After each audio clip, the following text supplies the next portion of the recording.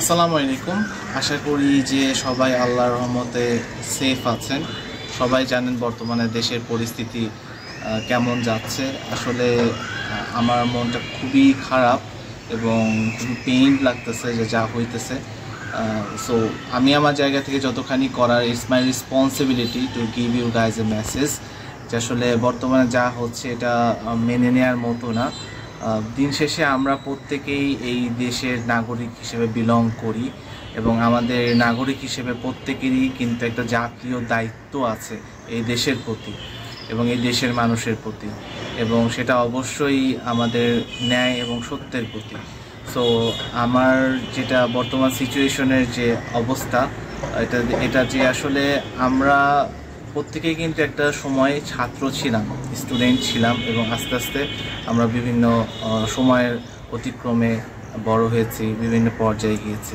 তো এই বর্তমান পরিস্থিতিটা কিন্তু এতটা খারাপ হতো না। একটা যৌক্তিক যে দাবি ছিল সেটা আসলে আমাদের যে ছাত্র সমাজ, যুব সমাজের ছিল, এটা খুবই যৌক্তিক এবং লজিক্যাল আমার কাছে মনে হয়েছিল এবং মনে হয়েছে। এবং সেটার জন্য আসলে যে রক্তক্ষরণ দেখছেন, আমি আসলে লাল টি শার্টটা পরে আসছি, তার সিম্বলিক, এবং পিছনে ব্যাকগ্রাউন্ডটা যেটা সবুজ কাইন্ড অফ কলা পাতা, দ্যাট মিনস আমাদের দেশটা লাল সবুজের দেশ। সো বর্তমানে লালটা অনেক হাইলাইট হচ্ছে, that means we are bleeding. তো আমি সাজেস্ট করব আপনাদের জায়গা থেকে যে যেখানেই আছেন, যেটা সত্য, যেটা ন্যায় এবং আমাদের দেশের জন্য যেটা মঙ্গল, সেটার পক্ষে থাকবেন, সেই জিনিসটাকে তুলে ধরবেন, অন্যায়কে প্রতিহত করবেন।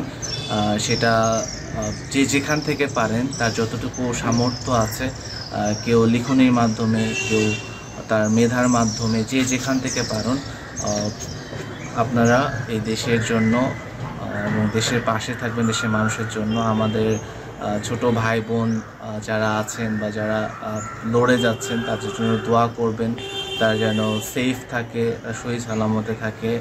আমিও চেষ্টা করছি আমার জায়গা থেকে তাদের পাশে থাকার।